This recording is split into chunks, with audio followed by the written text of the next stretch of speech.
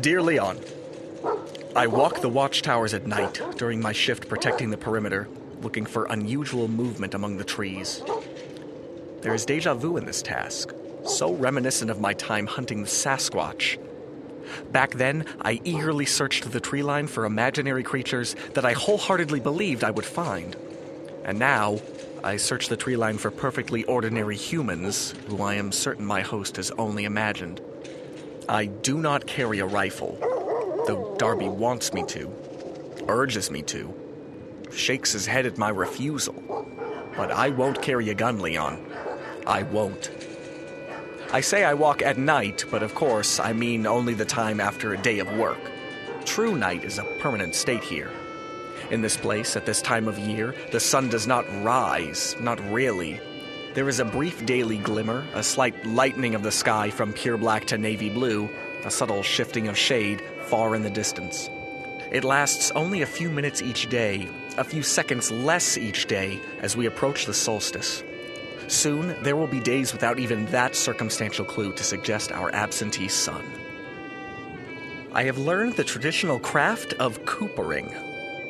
Of all the possible turns my adventures could have taken, this is perhaps the most unexpected. When one ventures into the wilderness, one expects dangers and hardships and disappointments. One does not expect to incidentally master barrel making.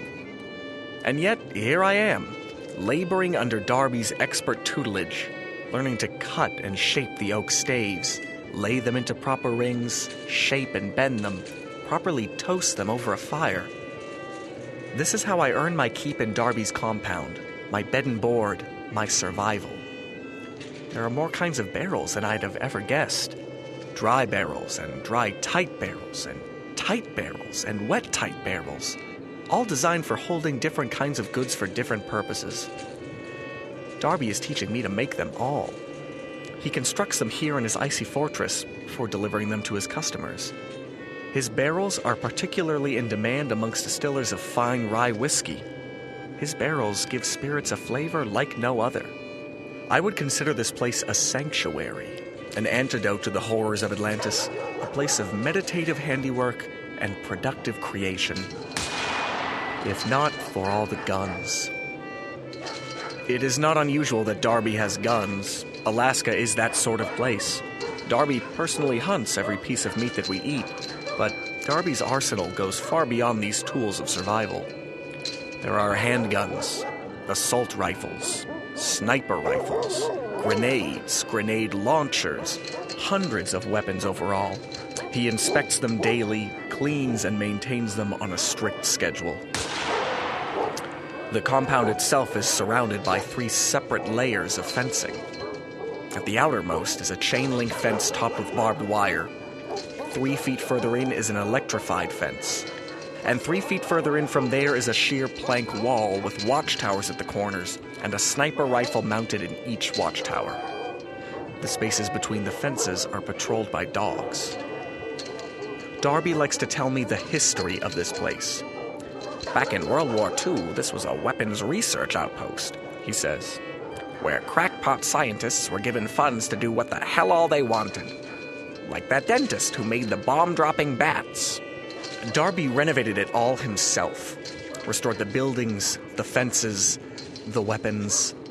His home is an isolated compound, a one-man camp in the Alaskan wilderness, surrounded on 3 sides by mountains and by ocean on the 4th. There may be passes through the mountains, but in winter, they are unpassable. There is no strip by which even the smallest aircraft could land. Who does he think is coming for him?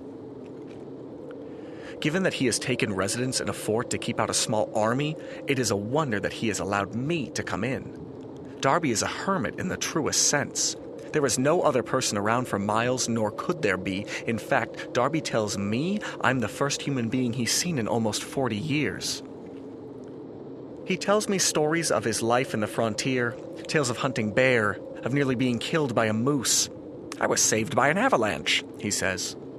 There was the moose all set to charge when the snows just came down, washed the thing away right in front of me. Damnedest good luck a man could hope for. He has questions about everything. About the outside world, national politics, new technology. He has been starved for conversation. He puts a hand on my wrist when we speak. His grip is worryingly tight. I sometimes wonder if he will let me out again come spring. I suppose we will find out. He has allowed me to send these 2 letters, shipping them along with our barrels. You must have worried for me, Leon. Last you heard from me, I was alone beneath the ocean. By now, you must have thought me drowned. I am sorry for the worry I have caused you, and hope these letters will put you at ease. I can anticipate your question. If Darby neither leaves his compound nor receives visitors, then how does he conduct trade?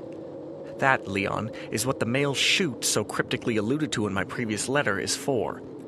This contraption is not what you might imagine, a chute in the drop something in and watch it slide down sense. Surely you've noticed my unusual spelling of the device, not simply C-H-U-T-E, but apostrophe C-H-U-T-E. It is an abbreviation for parachute. The centerpiece of Darby's compound is an enormous catapult, a gigantic industrial flinger. Darby loads his barrels into the machine's great scoop, then simply launches them over the mountain. This machine is a relic of the weapons development program, a means to put payloads on target dozens of miles away without risking airmen or spending fuel. It worked, but impractically, and was abandoned, left here until Darby arrived and refurbished it in the 1970s. Once each week, he and I roll our barrels out to the catapult, load it up, and launch. The barrels are equipped with parachutes so that they gently descend on the other side of the geography. Darby carefully attaches each parachute, ensuring that no stray barrel will lethally fall from the sky. His return mail arrives similarly, by parachute, though not by catapult, airdropped from a small plane that flies overhead, a blinking light on each payload to signal its location in the dark. This is how he receives essentials that he cannot hunt or forage: grains, produce, clothes, and ammunition. Always more ammunition. Who does he think is coming for him, Leon? Does he imagine some hallucinatory persecutor? Or does he have real reason to be on the run? It is a nagging question. I tried asking him directly, "Who are you hiding from? Who do you think is after you?" He said simply, "The feds."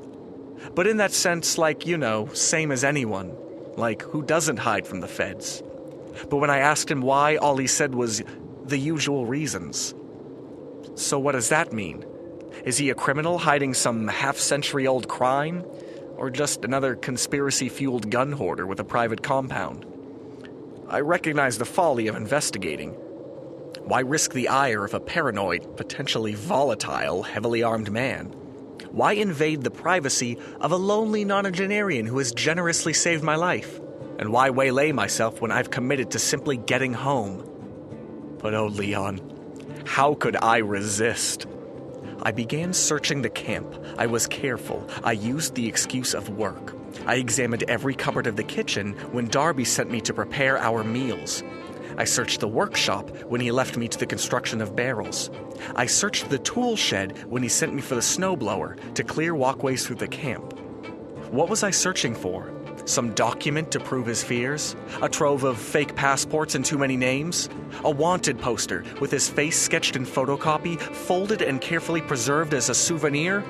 How could I know? I only searched for whatever might suggest his past. I did not search the armory. I have never been alone in the armory. Darby is very particular about that. But whatever secrets he may have, I do not think that is where he would hide them. He will have something subtler, something that camouflages with the ordinary surroundings. I have checked for hidden spaces behind loose floorboards and siding. I've dug through barrels of grain to see if there are hidden boxes beneath corn or oats or rice. I found nothing. I searched the chute cupboard, the cabinet where Darby keeps the parachutes.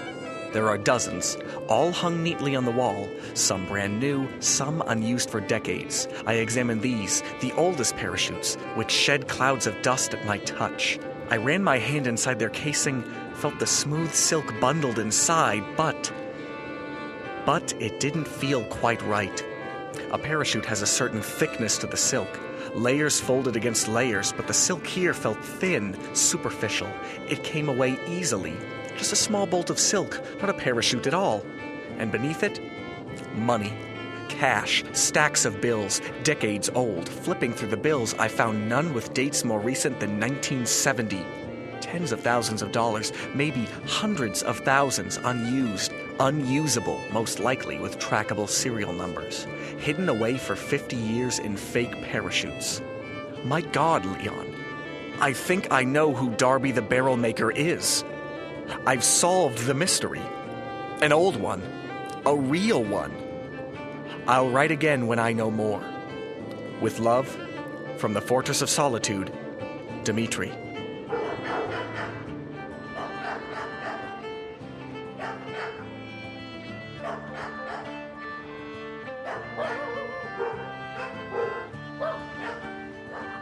Greater Boston is written and produced by Alexander Danner and Jeff Van Dreason, with recording and technical assistance from Marck Harmon. If you're enjoying Greater Boston, please take a moment to rate and review us on iTunes. This episode featured James Johnston as Dimitri Stamatis. Drive the Cold Winter Away and Snowbound recorded by Adrienne, Howard, Emily Peterson, and Dirk Tiede. Episode transcripts are posted online at greaterbostonshow.com.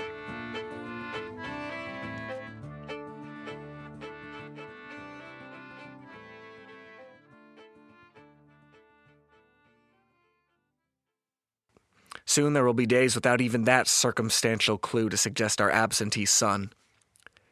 I have learned the traditional craft of coopering. Oh, God, how am I going to do this one right? Leon, you're never going to guess.